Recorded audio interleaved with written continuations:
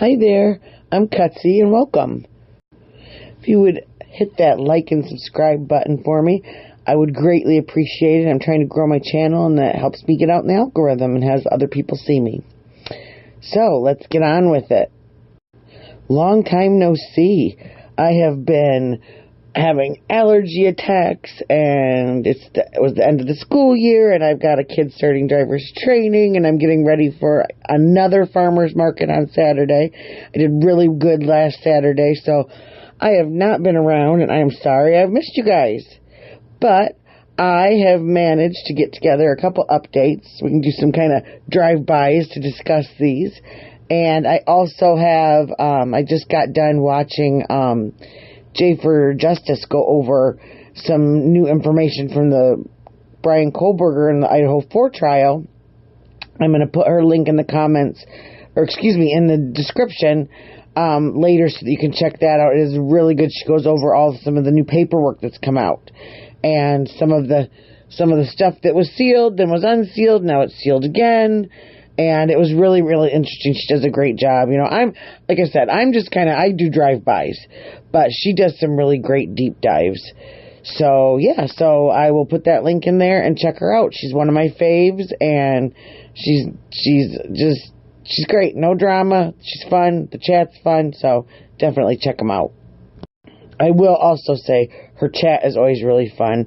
She's got great mods, and it's one of the only other chats that I will chat in, and other than my friend Molly Parton, who is also on here, who is just hilarious, and we have a blast. So yeah, definitely check them out. And so let's get on to some of our updates. We have got updates today on Kelli Bryant, which was the so-called mother from Pontiac, whom abandoned her 3 children for years in a townhouse while she lived her best life. She's being charged with 3 counts of first-degree child abuse and 3 counts of felony welfare fraud for amounts totaling above $500. They believe it's around $28,000. She was getting cash assistance for these 3 children that she left to fend for themselves at, what did we figure? The boy is 15 now, so 11, 7, and 8 were their ages. Just disgusting. And you can see again, here's pictures. These are the whole time her children were living in absolute squalor. Squalor would have been a luxury compared to the feces-covered, foodless, bedless, furnitureless, mold-filled, disgusting hovel that she left them in, dropping off barely anything but maybe bread and pizza for them to eat. Well, she's out on bond now. Now, if you remember correctly, if you followed this with me, and if not, you want to catch up, I've got a playlist over there with everything from the very beginning. But this happened on Valentine's Day, and she was arrested, and she really has not cared much. And as you can see here, this nice, sweet little pose, while her children are literally almost starving to death and have toenails so long that they cannot walk unaided by themselves. Well, she's out. Her bond was originally $250 million, which I believe was perfect. And then it was reduced down a month later to $50,000. Well, she's out. So the conditions of her bond are that she is not allowed to contact the children in any way, shape, or form through electronics, through the phone, in person, and she's not allowed to go to the residence where she left the children. Now, one of the issues early on was that she was contacting the caregiver of the children while she was in jail, and she received a punishment of losing her communication privileges for a week. So I'm wondering how well this is going to go when she's out and she needs something, because she obviously is just about scamming. She doesn't really know how to be an adult. So we'll see. She's on electronic monitoring. So that's the only good thing, is they will know where she is and she maybe can't go too far. But I really hope she stays away from these children. And I hope that her family is strong enough to make her stick to that and to stay away from these kids if they really care and they really love them, and they will keep her away from them until her trial. Now, next on our little update list is the Crumbleys. This is Jennifer and James Crumbly, the parents of the Oxford high school shooter.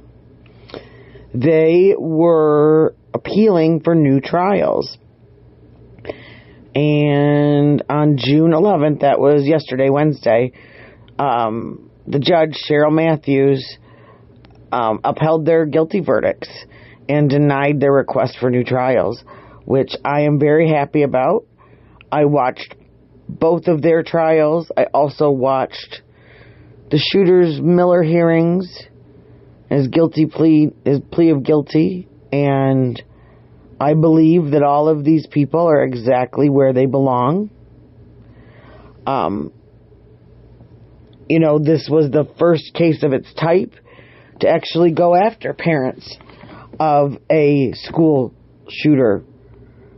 But if you followed the case at all, you heard the absolute disgusting lack of responsibility and safety and care that came when it came to firearms in that home. You hear the absolute neglect of a child crying out for help with mental issues, severe mental issues, but the parents were just simply too busy with their own drama and their own bull to pay attention. Even going so far as to knowing their kid was having issues.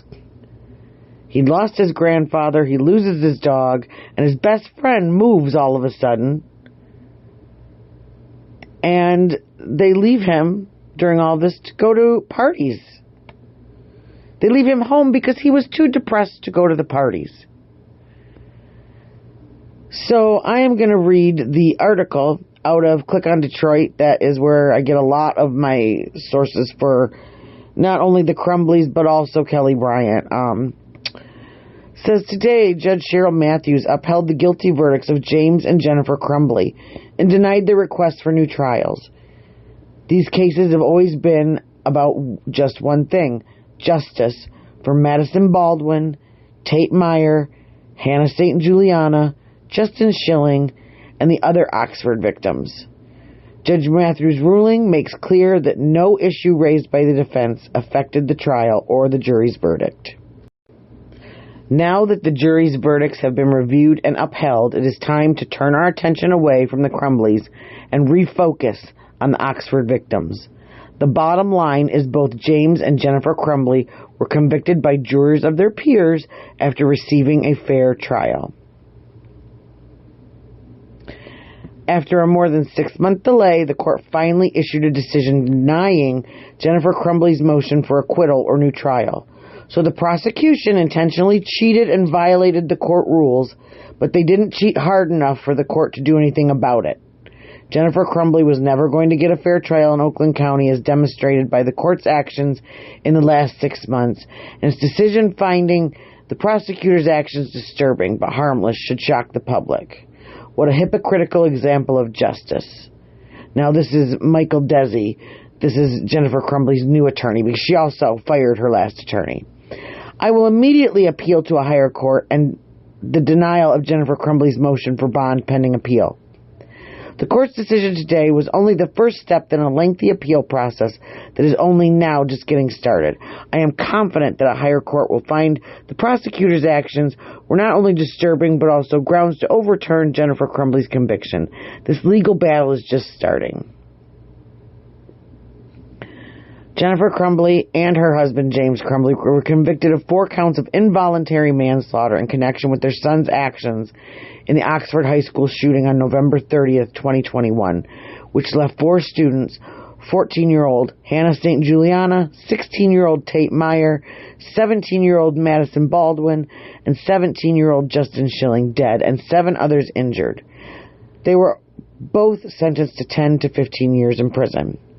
Matthews' decision comes after she heard arguments for new trials from Jennifer Crumbly's attorney, Michael Desi, on January 31st, and James Crumbly's attorney, Alona Sharon, on April 11th, regarding proffer agreements that were made between the prosecutor's office and 2 school employees.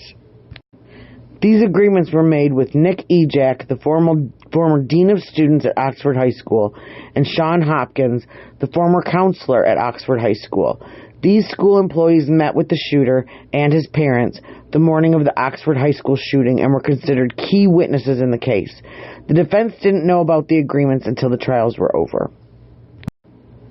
The attorneys claimed that these agreements were a form of immunity that would have needed to be disclosed, while the prosecution said the agreements were made to get truthful information from the men under their promise that they wouldn't use the information if charges were brought later on, and it wasn't immunity.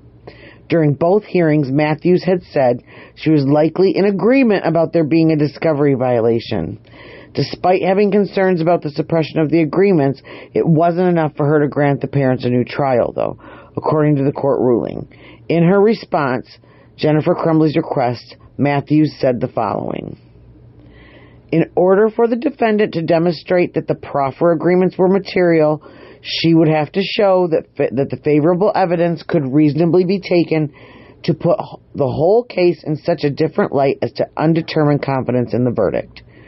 Defendant has not shown that the suppressed proffer agreements were material. Despite the suppressed evidence, defendant Jennifer Crumbly received a trial and verdict worthy of confidence based on the cumulative effect of the single evidence against her. Significant evidence against her, In response to James Crumbly's request for a new trial or an evidentiary hearing based on the claim that he received ineffective counsel during his trial, Matthews said, the court that the defendant's position finds that the defendant's position, as discussed herein, are meritless, and objecting to the jury instruction would have been futile as well. The defendant has failed to show deficient performance and the requisite resulting prejudice. The defendant has not shown that his trial counsel was ineffective. Also, defendant did not raise factual issues that require further development of the record. Therefore, the court declines to conduct an evidentiary hearing pursuant to People v. Ginther. Bunch of QWERTY numbers. Okay. This comes after Matthews fined Desi, defense attorney, for filing an improper motion that sought to remove the Oakland County prosecutor from the case. The author of this article is Sarah Powers. Now again, if you followed this trial, you'll remember that the parents originally were to be tried together, and then in the middle, almost the day before trial was to begin, they decided to separate. The attorneys had to hurry up and get everything separated, everything done. They went over and over and over about having fair counsel, about this being what could happen if they did this. They agreed, they were fine with it. And now they're trying to say they had improper representation. Yeah, it doesn't work that way. Also, if you also remember, this father was caught on jail phone calls threatening the prosecutor. That's not very smart. And finally, lovely, lovely Mrs. Crumbly, the mother of the year, whom at the very end of her testimony, the last person to testify in her trial, she was asked by her own defense attorney, what would she have changed about that day or the days leading up to those horrible, horrible events? And her answer was nothing. I would change nothing. Said it all for me. Have a good night. I'll be back soon. Love you guys. Cutsy out.